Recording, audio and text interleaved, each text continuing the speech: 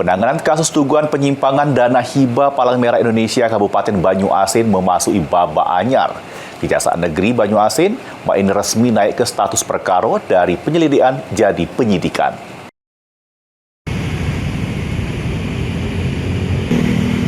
Demi mengusut kasus dugaan penyimpangan dana hibah Palang Merah Indonesia Banyuasin, Kejari Banyuasin ini sudah naik ke status perkara dari penyelidikan ke tingkat penyidikan.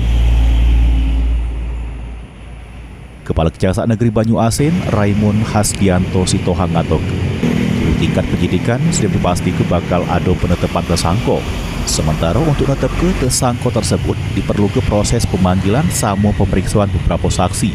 Serta harus sesuai dengan KUHP penyidikan yang dilakukan oleh penyidik untuk mengungkap tersangka dengan alat bukti yang cukup.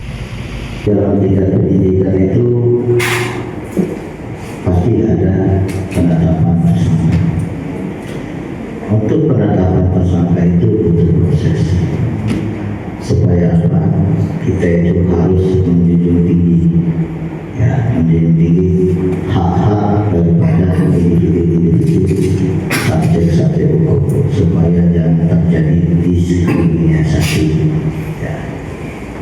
Nanti kita sesuai dengan KUHP penyidikan adalah serangkaian tindakan penyidik untuk mengungkap tersangka dengan alat bukti yang cukup. Pasti ada penetapan. Lebih lanjut, Raimund Hasdianto Sitohang juga mengungkapkan pihaknya bakal terus berkomitmen juru memberantas dugaan tindak pidana korupsi, terutama yang bersumber dari dana hibah yang seharusnya digunakan untuk kepentingan masyarakat. Ridho Ilahi, PAL TV.